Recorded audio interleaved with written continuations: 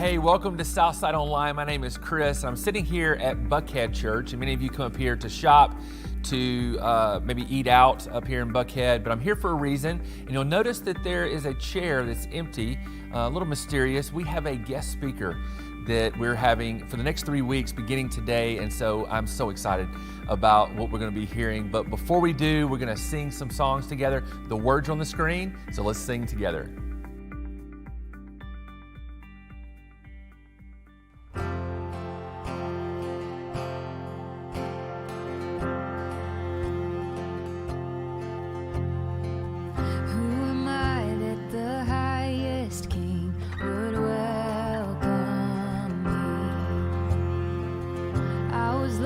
But he brought me in, oh, his love for me, yeah, his love for me.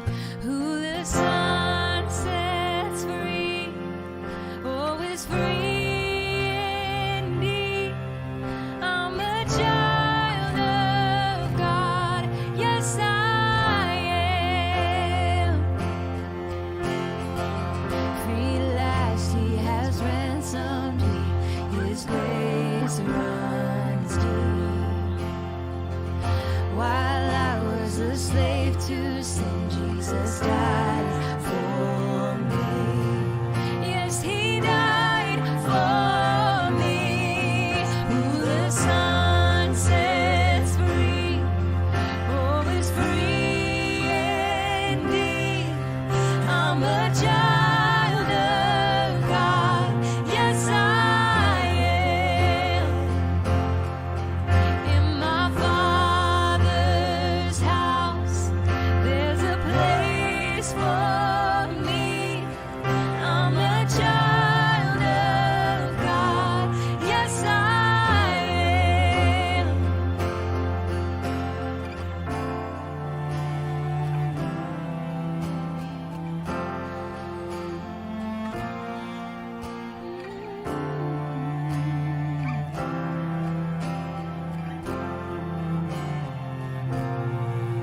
I am chosen, not forsaken. I am who you say I am. You are for me, not against me. I am who you say I am. I am chosen, not forsaken. I am who you say I am. You are for me, not against me. I am who you say I am. I am chosen, not forsaken. I am who you say I am. You are for me, not against me. I am who you say I am. Yes, I am who you say I am. Oh, I am who you say I am. Who the Son sets free, oh, is free indeed. I'm a child of God, yes, I am.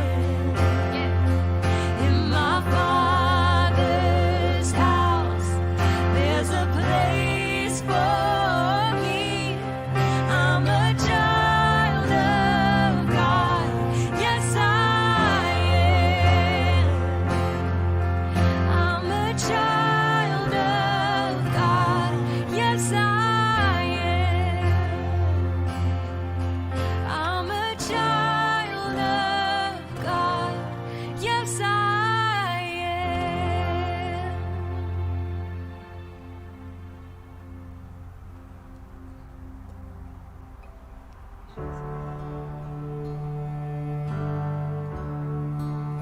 Let's continue to sing. Continue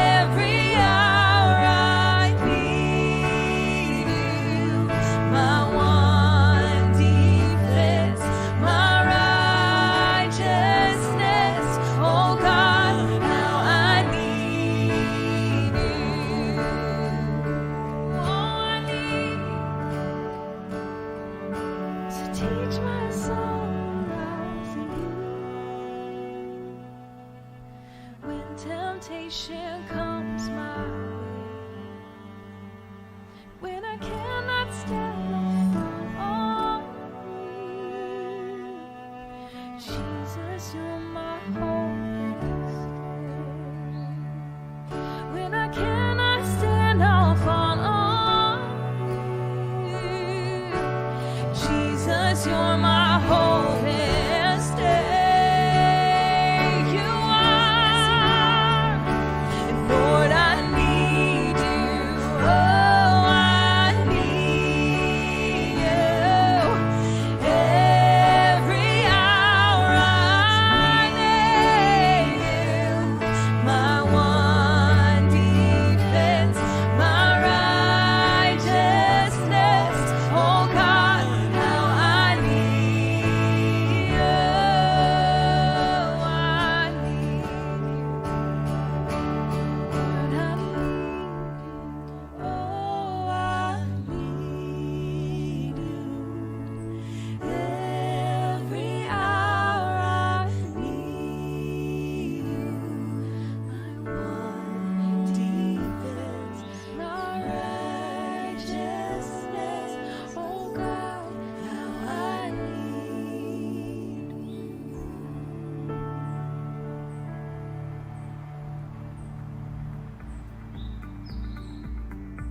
Hey, welcome Southside Church. My name is Chris Patton. I'm joined by my good friend Clay Scroggins. Clay, thanks for joining us. Hey, so glad to be here. Great to be with everybody. Thanks for this opportunity. Yeah, and we're thankful to be here in your digs, Buckhead Church. So you can see behind me the traffic. We're not in Peachtree City or Henry County or in Noonan right now. We're down in Buckhead, where you are the lead pastor here at Buckhead Church. And for those of you who don't know, Clay also was the lead pastor throughout the years at North Point, as well as at Browns Bridge, and has 5 children. So, wow.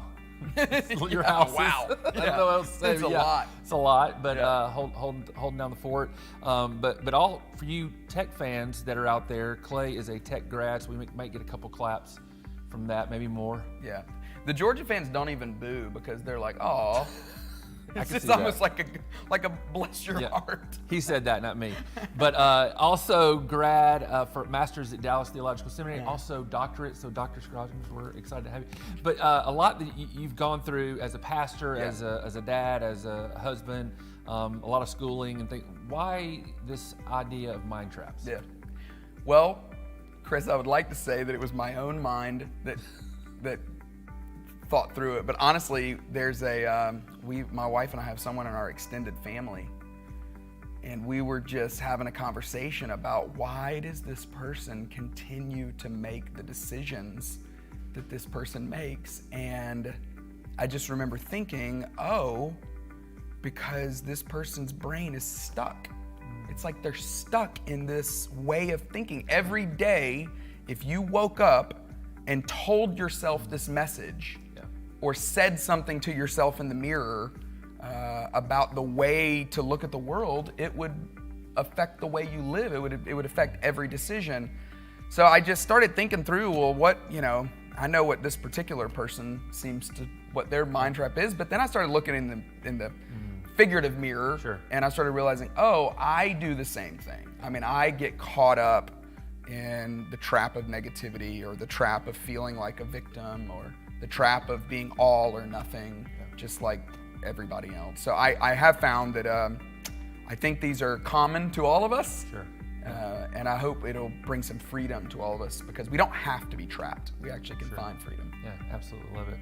Well, we're grateful that you're with us. And before we jump into the message, I want to give a shout out to our Henry County campus as they are moving into their new facility next Sunday, June 13th. So if you know of anybody that lives over that way, please invite them. 10 a.m. is the service time. It's going to be fantastic. But I hope that you enjoy this message from Clay.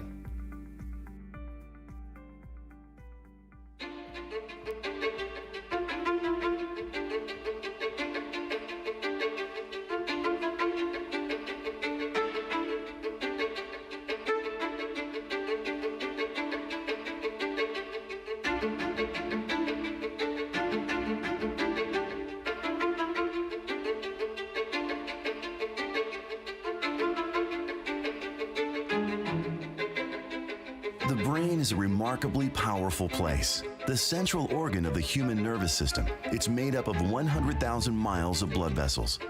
That's almost 4 times larger than the distance around the equator.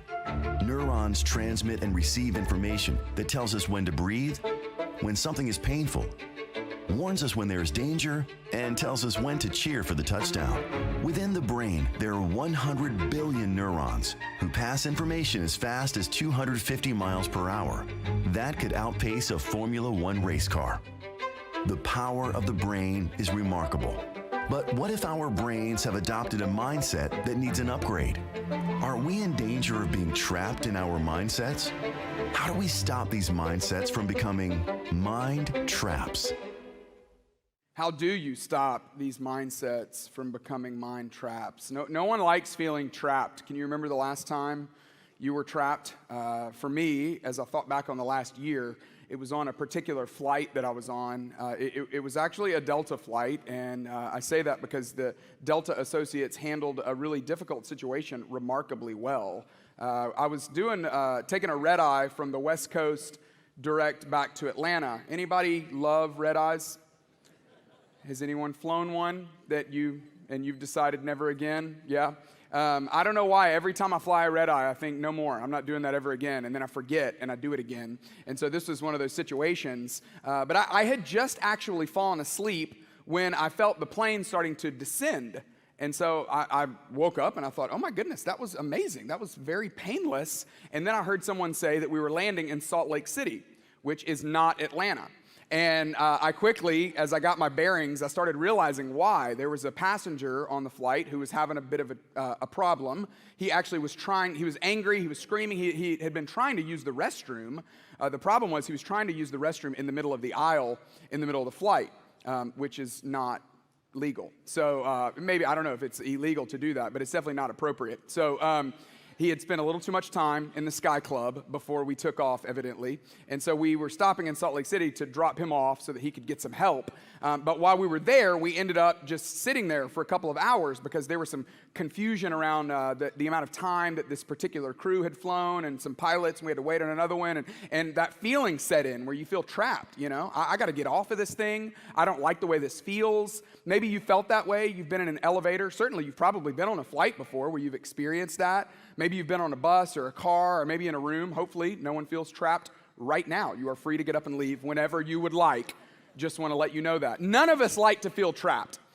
But what we're going to talk about over the next couple of weeks is there is a potential, there is potentially a problem for all of us that perhaps we can be trapped by our own minds. I'm sure you know this, but all of us are carrying around a mindset.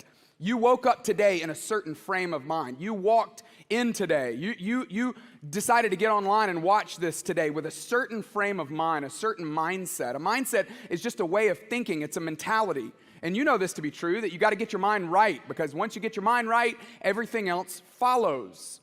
The problem is we have these thoughts, and our thoughts, fortunately and unfortunately, can create feelings both in the here and the now. And it's not necessarily what happens to you, but it's the messages that you give yourself about what happens that determines your feelings. And not only do our thoughts create all of our feelings, but the thoughts that defeat us are almost always fraudulent or wrong or distorted or illogical.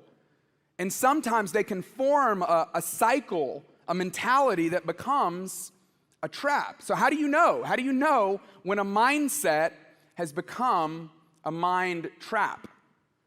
There's an ancient Greek philosopher named Epictetus who said this, that we are disturbed not by things, but by the view in which we take of them.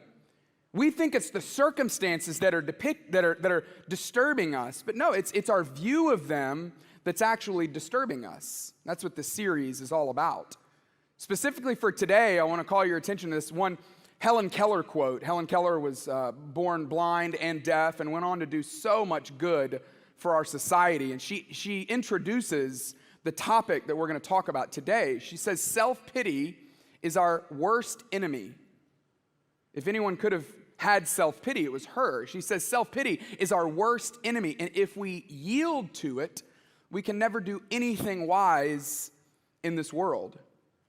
And so what I want to do is, over the next couple of weeks, I want to talk about 3 specific mind traps, 3 specific traps that all of us have the potential to get caught up in. Today we're going to talk about the victim trap. Next week we're going to talk about the trap of negativity. In week 3 we're going to talk about the all or nothing trap.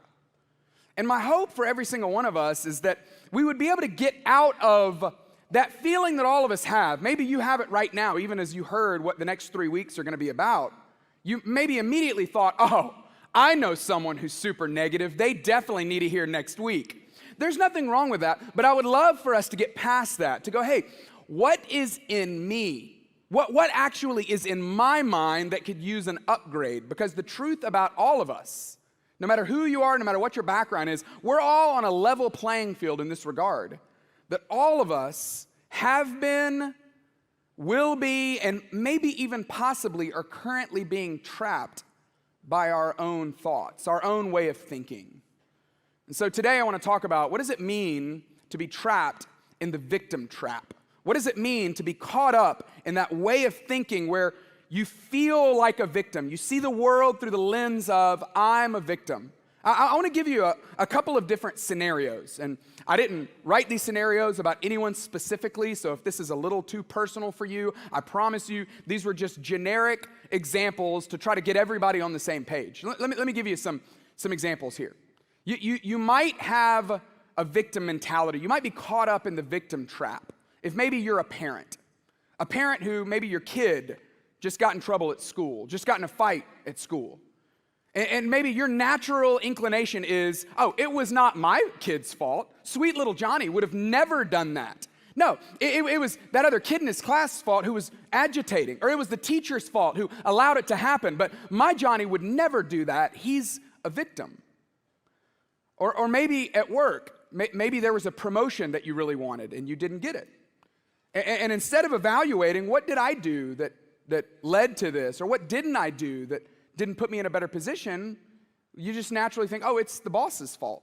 It's her fault. She's always had it in for me. She's always had a problem with me. From the first day I started, she's never liked me. I can tell by the way she looks at me. It has nothing to do with the fact that I've spent a lot of time online messaging friends and shopping on Amazon. It's all the boss's fault. I'm the victim. Or maybe if you got in a car accident last year, maybe that motorcycle that was in the next lane just started to drift over into your lane, and it caused you to hit something that you wish you wouldn't have hit. Immediately you go, well, it was his fault. It has nothing to do with the fact that maybe you were distracted in your own thoughts, weren't paying as much attention as you could have or should have or wanted to. No, you are the victim. Or maybe your best friend called. You were going to go to dinner, you had the plans, they had been on the calendar for a while. But your best friend calls and says, hey, I can't go, I've got to study. And you just naturally think, study for what? I mean, you always make good grades anyway. Why do you need to study? Here she goes again, making up excuses as to why we can't hang out. This is so like her to do this. I'm done. You know what? Next time, I'm not even going to invite her. I'm the victim here. And it happens in church as well, right? Maybe if you're in a small group, you've experienced this. Small group leader asks a question, and of course, they call on someone else to answer it. Because this small group leader's never really liked you in the first place, despite the fact that you had your hand in the air. And there were only 8 of you in the room anyway, so it should have been very obvious that you wanted to answer the question. But here he goes again, calling on someone else. The church is filled with cliques. The last church that I was in, they had cliques there as well. And here we go again. This church seems like it's got it as well. I'm telling you, we could go on and on and on with examples and illustrations. But the question is where in my life have I become, am I resorting to, am I trapped in feeling like a victim? Let me give you just a real clinical definition for this. A victim mentality causes us to blame everyone else for all of my problems. A victim might say things like, I'm always at a disadvantage because of my circumstances. Or everyone is always out to get me. Or everyone else has had it easier than me. It's always been hard for me. And I recognize sometimes that strong language, like always and never, can be off-putting, can be limiting. But let me just say this, that every single one of us has experienced the victim mentality. Every one of us in different areas of our lives are caught up in the victim trap. The conversations end up about my drama and my stories. It ends up becoming a self-affirming prophecy. I am miserable, therefore I am. Now let me just say too, before we get too deep into this, a word of caution. I recognize that there are actually victims in the world. In fact, there are victims that are here today. And I don't want to demean, I don't want to diminish, I don't want to just rush past what has happened to so many of you, whether it's crime or racism or sexism or abuse or many other kinds of injustices. That there are always truth to people's stories. Bad things happen to all of us. Life is not a rose garden. But let me just ask you, let me just invite you. Even though, yes, you probably are a victim, would you consider evaluating, is this mentality good for me? Is it good for the people around me? Is there a way to think about this differently? At the very least, would I consider, instead of thinking of myself as a victim, what would it look like for me to think of myself as a survivor? Maybe that would open up a new way, open up new thoughts, and allow me to move past some of the consequences of the victim's trap. Where does this come from? What are the origins of the victim's mentality? Well, part of it comes from our temperament, right? I don't know what your personality of choice is these days. We have so many tests, right? Maybe you're a high D or a high S, or maybe you're a ESTJ with a QRX wing. Maybe you're a 7 with a 6 on the side. I don't know what your temperament is, your personality, but they are as plentiful as the grains of sand on the seashore, or so it seems. And so certainly, there are temperaments or wirings or personalities that are more prone to feeling like this, to being caught up in this. But quite honestly, it probably comes from the home that we were born into, or the family that we were born into. Our family of origin probably is what causes us to think this way or feel this way. You know, there are certain homes, and maybe this is the kind of family that you grew up in, where it was just accepted that it was somebody else's fault. Maybe it was always the coach's fault or the principal's fault or the boss's fault. Maybe the script that so many people grow up believing, maybe you grew up this way, that if I'm miserable, you have to love me. And maybe you were allowed to just feel that way over and over and over again, day after day. And you used it to gain a sense of control. And maybe you've never actually challenged yourself. Is there a better way? Well, I want to introduce us today to a specific family, a family that we see in the Old Testament, a character in the nation of Israel who he had every right to feel like, to claim, to be a victim. Things did not go well for him. But instead, he was able to get past it. He was able to get above it. He was able to change his mind about what had actually happened in his life, and it freed him up to live a kind of life that he wouldn't have otherwise lived. His name is Joseph. Joseph is the son of Jacob and Rachel. Joseph, as far as we know, had at least 10 half-brothers, a full brother, and 1 half-sister. Joseph, from an early age, was preferred by his father. His father just loved him more. His father showed favor to him. His father gave him that famous article of clothing. You remember, what was it? Yeah, that dope coat that he got when he was a kid. For me, it was the Oakland Athletics bomber jacket that I got that my sisters always wanted that they didn't get. But for Joseph, it was that coat of many colors that was his father's way of saying, you are better than all your other brothers. And Joseph, from a young age, he grabbed a hold of this sense of confidence. And it's what led him. It's what he led with. How do we know this? Well, because he told his brothers about it all the time. He would have dreams, and he would interpret the dreams and say, hey, there's going to come a day when y'all are going to be bowing down in front of me. That goes over quite well with your siblings, doesn't it? Right? And so what did they end up doing? They ended up finding a pit and throwing him in the pit and leaving him for dead. Because a brother's got to do what a brother's got to do, right? Don't act like you've never thought about doing that with one of your siblings before. No, then they decided, you know what? We're not just going to leave him here. Let's take this a step further. Let's actually get something out of this situation. And so there was a car driving by. There was a caravan coming by that had spices and grains, and it was going from where they were in Canaan all the way to Egypt. And they decided to sell their brother into slavery. So there Joseph was, living now in this distant land, away from his family, away from his home. Think about all the messages that he could have told himself about what had just happened. But somehow, he didn't allow that to stop him. No, he took that circumstance that could have derailed him in numerous ways, and he decided to bounce back from it. And through his faithfulness and his trustworthiness and his ingenuity and his hustle, he started to get on an elevator, and he started to climb up to the top. To the point where there was a ruler in Egypt named Potiphar. Potiphar was a very wealthy person, and he had noticed that Joseph was able, was a leader, that Joseph had a can-do positive attitude. And he put Joseph in charge of more, to the point where Joseph is now running his entire estate.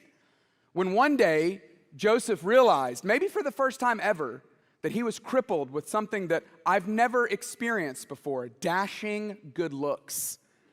And Potiphar's wife decided, I'm kind of into him, and I'd like to see what could happen if he and I started having a conversation. Maybe one thing would lead to another. And so while he's there in her house, just the two of them alone, Potiphar's wife corners him and lets him know how she feels about him. And Joseph could have done anything in that moment.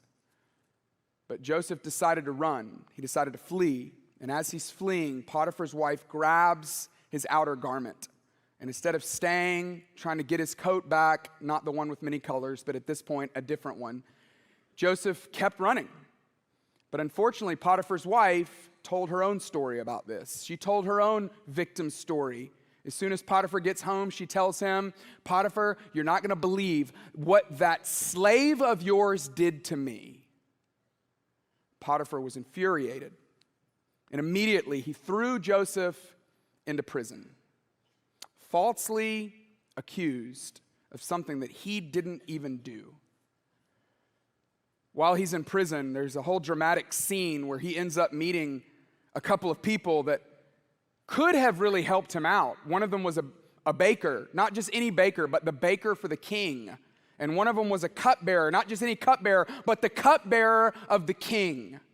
These two men worked in Pharaoh's office, and because of some things that had happened in their own life, they found themselves in prison with Joseph. But Joseph, again, was a hustler. Joseph had a great attitude, and Joseph had risen to the ranks where even in prison, he was in a position of leadership. And the baker and the cupbearer were under his command. They start having conversations about some dreams that they were having, and Joseph said, hey, this is no problem. I can tell you what those dreams mean. Joseph had this gift, he had this talent, he had this ability to interpret dreams. And so he interprets their dream correctly. And when they get out of prison and make it back into Pharaoh's office again, the line is just so disturbing. But it says that they forgot Joseph, even while he was in prison. So he's sold into slavery, falsely accused, and now forgotten in prison. Can you imagine all the feelings and emotions that he could have bumped into, all the negative energy and the negative feelings of why could this have happened? What in the world is going on? How could this happen again? But yet somehow, Joseph did not let those negative circumstances allow him or keep him from realizing that God had more for him. That even in the middle of it all, God was doing something great.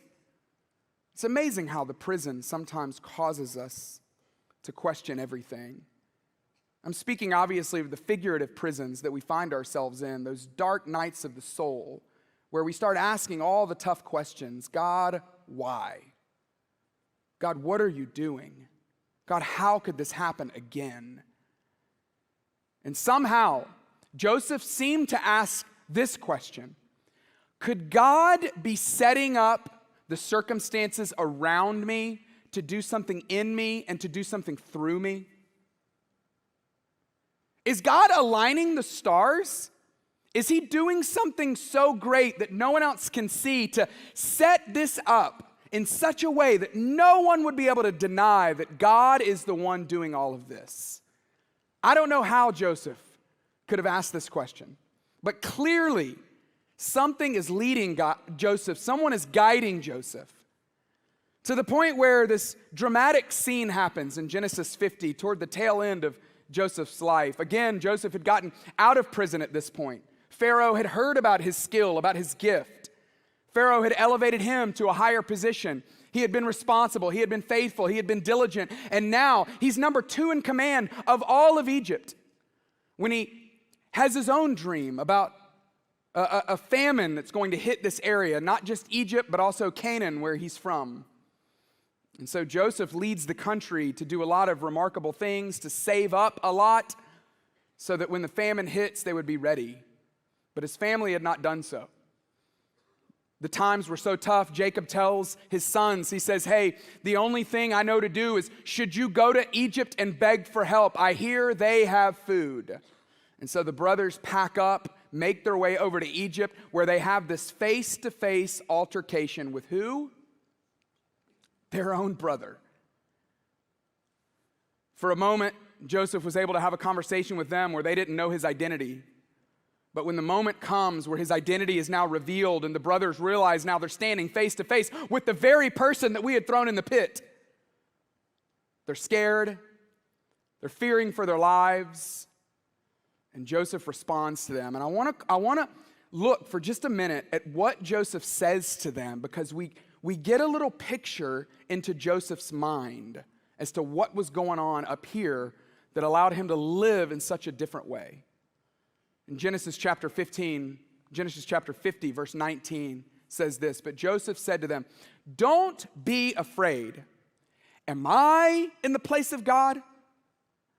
Don't be afraid. Am I in the place of God? Meaning, I'm not a judge. He's the one who's a judge. I don't have the ability to look through these circumstances and figure out what God is doing. That's not my job. That's his job. And maybe that's what Joseph was able to do when he was sold into slavery. Maybe everything in him wanted to be the vindicator, the one to go and seek retribution. But he had to decide in that moment, am I in the place of God? No. When he was falsely accused, and he had to decide, am I going to take up my own cause, or I'm going to submit my cause to the only one who can do anything about it? Am I in the place of God? When he was forgotten about in prison, and it would have been very easy to just believe the lies that if everyone else has forgotten about me, then maybe God's forgotten about me as well. But he knew the character of God, that God is not one to forget, that God is not one to look over the plight of his people. So he reminds himself yet again, am I in the place of God? No. God was with me when I was sold into slavery. God was with me when I was falsely accused. God was with me when I was in prison, and God's with us right here, right now. And if God is with us, then what harm could come against us that we wouldn't be able to handle or that he wouldn't be able to shine through? I just wonder for you, for me, if we're convinced that God is with us, then what kind of thoughts would go through our mind? If we're convinced that God is actually, that the presence of God is here with us now, that the Holy Spirit of God, as followers of Jesus, lives inside of us, then are we really victims like we tell ourselves we are? Look at the way Joseph reframes this in the next verse. He says, you intended to harm me, but God intended it for good, to accomplish what is now being done, the saving of many lives. You intended this to harm me. But here's the good news. You don't control the world. He does. And he's using this to set up something that none of us can see. He's aligning the circumstances. He's aligning the stars of Joseph's life. Not just for Joseph's good, but for the good of those around him as well. Why would we not believe that too? Maybe God is aligning the circumstances of your life to do something great that you can't see right now. Yes, you might be a victim. Yes, you might have had wrong done to you. But what if you chose to believe, okay, that's all right, you meant it for harm, God's going to do something good through it? How would things change? How would it be different? What would it look like if we looked at our situation, our circumstances differently? Instead of being bitter, frustrated, angry, what if we read them differently? Could God be setting up the circumstances around you to do something in you and to do something through you? Maybe it does us no good to continue to tell ourselves, I'm the victim. All this wrong that's been done to me. No, maybe we could get to a place where we could say, God, could you be using this to do something in me and through me? Look at what Joseph says next. He says, so then, don't be afraid, because I'm going to provide for you and your children. And he reassured them, and he spoke kindly to them. This is beautiful. This is huge. Because one of the problems with feeling like a victim is we feel out of control. Now, let me just say this about control. Control is a tricky thing. It's not helpful for us to feel like we're in control of everything, right? You know people like that. You might be sitting with someone who needs to be in control of everything. That will cause devastation on everyone around you. But at the same time, if we sit back with our back against the wall, sitting on our hands, believing that we're in control of nothing, we'll also see the devastation that causes as well. Control is tricky, it's complex, but there are things that you can control. What could Joseph control in that moment? He could control how he was going to respond. Am I going to respond in retaliation, or am I going to respond in redemption? And he made a decision that day. I'm going to do good for you, and I'm going to do good for your children. And he reassured them, and he spoke to them kindly. Instead of determining what we can't control, maybe to get out of the victim trap, we've got to decide what it is that we can control and take control of that. So what I want to do for just the last few minutes that we have together is I want to give you just a simple plan. Because maybe you're sitting here going, okay, I started realizing there's some victim mentality in me. There's this certain situation, or there's this certain problem, or there's this certain area of my life. But what do I do? What do I do about it? Here's just a couple of thoughts as we look at the story of Joseph.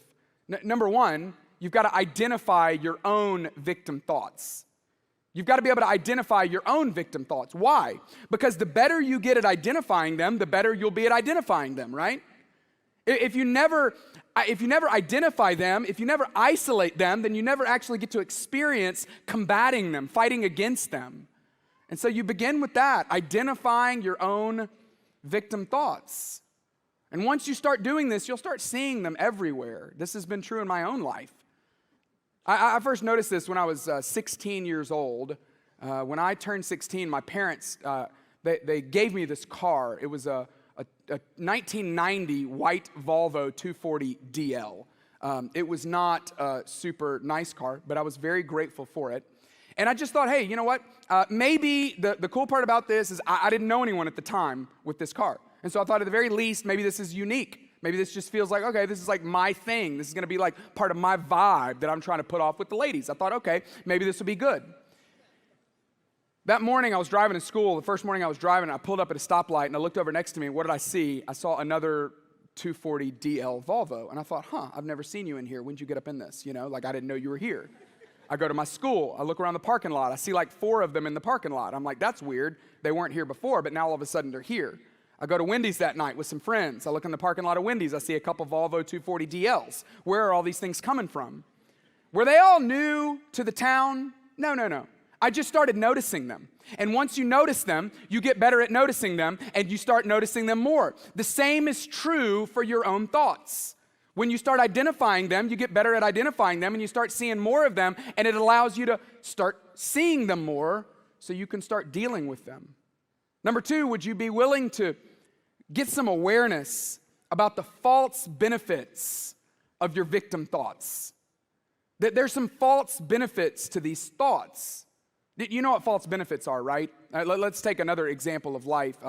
I don't know if you're a sugar person, like after lunch, you got to go find like a piece of chocolate or a cake or something, or an ice cream cone.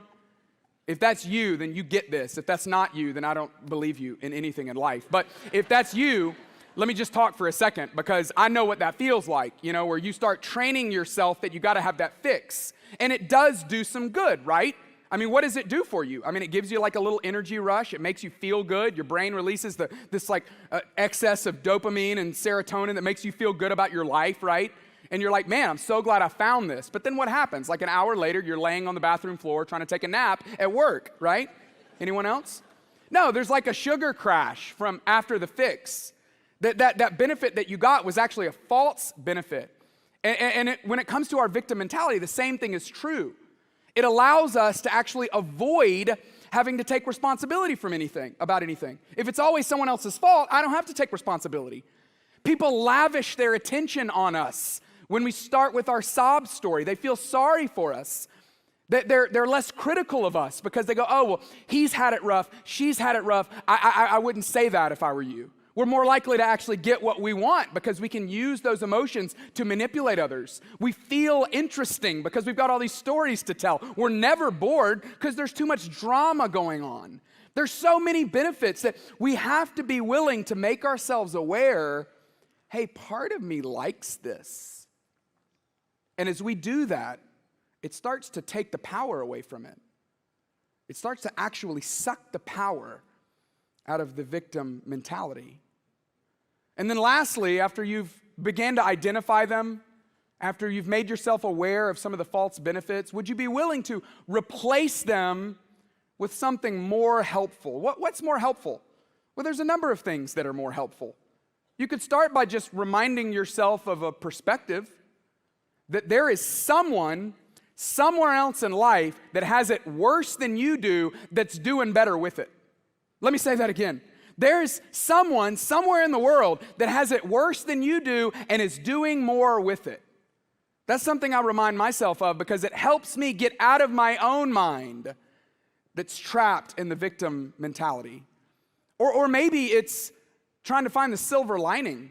That, hey, as bad as this is, God uses bad. God uses hard. God uses difficult. He makes us stronger in it. That's what he does. If it weren't for the hard situations in life, we just wouldn't grow like God wants us to grow because it's during the difficulty, it's against the resistance that we actually find the growth, make the gains. So maybe there is a silver lining. Maybe it's about finding gratitude. I know whenever I get caught up in the trap, if I can find something I'm grateful for, it snaps me back into the now and reminds me that there is something that I do have right now. Maybe it's finding what you can control. If we take a page from Joseph's book, look at what he did. He did something for someone else. Maybe you could decide, hey, whenever I catch the victim thought, I'm going to find something I can do for someone else. Because when you do for someone else, it gets you out of thinking only about you. It's a little gift that God gives us. I don't know what you need to replace it with, but would you choose to replace it with something more helpful? And would you choose to believe that maybe God is aligning the circumstances around you to do something in you, to do something through you? Would you choose to believe that this breakdown, that any breakdown in life, any breakdown in circumstances or situations or relationship, it's just an opportunity for God to break through? That this is God's opportunity to break through, break out, and shine. See, if we're going to get out of the victim mentality, we can't just look at Joseph. No, we also got to talk about Jesus. Because Joseph really was a forerunner for Jesus. Joseph really is a type of Jesus. Think about it this way. Jesus himself, he was sold into slavery. But what does that mean? Well, he became a human. He had all the power in the world, but he allowed himself to be constrained by humanity. Jesus was falsely accused. He went to the cross. He didn't deserve it. He was accused of things that he had never done. Jesus was forgotten about. See, there was a moment in Jesus' life when he gives his life up on the cross where he took on being a victim so that you and I could experience victory. He became a victim for us so that we could experience the victory, the freedom of not being caught up in the trap. If you want to get out of the victim mentality, if you want to overcome your victim mentality, you got to look at Jesus. You got to know Jesus. You got to follow Jesus. The Apostle Paul in Philippians 2, I want to call out this verse because he used the term mindset. He said, in your relationships with one another, have the same mindset as Christ Jesus. And then he tells us about Jesus. Listen to what he says. He says, who, being in very nature God, did not consider equality with God something to be used to his own advantage. Rather, he made himself nothing by taking on the very nature of a servant and being made in human likeness. And being found in appearance as a man, he humbled himself by becoming obedient to death, even death on a cross. Therefore, God exalted him to the highest place and gave him the name that above every name. And at that name, the name of Jesus, every knee should bow in heaven and on earth and under the earth. And every tongue would acknowledge that Jesus Christ is Lord, to the glory of God the Father. Jesus became a victim for you. So would you choose to live in the victory that he provided? Freedom is always so much better than being trapped. He not only pointed the way, but he made the way for us to get out. So maybe today's a day where you need to give more of your life, offer up more of your life to Jesus. Or maybe today's a day where you would give us the opportunity, the privilege of praying for you. Right when our time's over today, out in the lobby, in the studio, which is a room just off the side of the lobby, we're going to have a team of people there that would love to just pray for you. And there may not be a bunch of devastating things going on in life, but sometimes when life gets complicated, you just need someone to pray for you. Maybe you're about to enter into a new season, maybe a new marriage, or maybe a new job, or maybe it's a new season of singleness, or maybe it's a new season of change or challenge. Would you give us the privilege, the opportunity of just praying for you? It would mean a lot to us, and my belief is that it would eventually mean a lot to you as well. So my hope, my prayer for every one of us is that we would get to a place where we could go, you know what, God, there's a lot going on around me. And instead of feeling like a victim, I'm going to choose to believe that you are aligning the stars. You're aligning my circumstances, the circumstances around me, to do something great in me and to do something great through me for your name and for your sake. Let's pray together. Father, first of all, we thank you for Jesus, for taking on death, taking on our sin, taking on our shame, becoming the true victim. I pray that today would be a day of victory, not because of who wins a game, but because of who overcomes.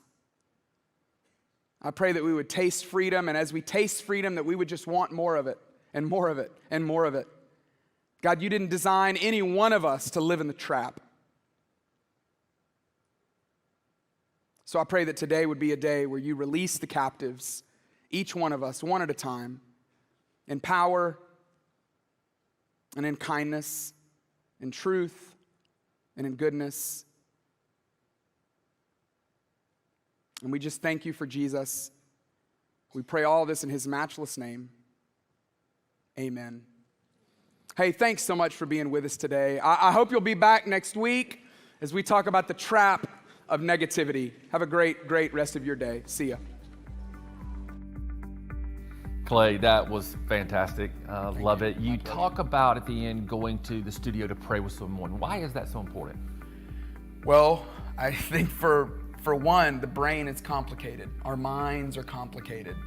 And the process of taking those thoughts captive to retrain our mind to think different, it just feels like something that we can't just do on our own. If it were just think different, just stop, Right, sure. Then it would be simple. But of course, this is way more complicated than that. And so I think inviting God into this process with us is it's essential for us to really find freedom. And oftentimes we want to give other people advice on what they should do. And more times than not, what we really ought to trust are our prayers more than the advice that we're giving them. So important in all this. So a little teaser for next week. Yep. You mind sharing a little bit about Next week, we're going to talk about the trap of negativity, which is, I think, probably the most common trap. Sure. There are people that are just very positive people, but even over the last year, it's been very difficult to be an uber positive person. So I think everybody knows what it feels like to get caught up in that trap of negativity. And I hope that the antidote that the Apostle Paul gives us to negativity is a little bit, it's more surprising than just be positive. Yeah, absolutely. Love it. For those who are watching online, we want you to know you can have community as well, even wherever you're watching. And so we have a chat right after the 9:15 service if you're in this, for you to chat with someone, as well as we can pray for you, even though you're watching through a screen. Also, you can text the word pray to 65855. That's the word pray to 65855, and we would love to pray for you. Thanks so much for joining us today. Again, Clay, thanks for speaking, Chris. and look forward to the next 2 weeks.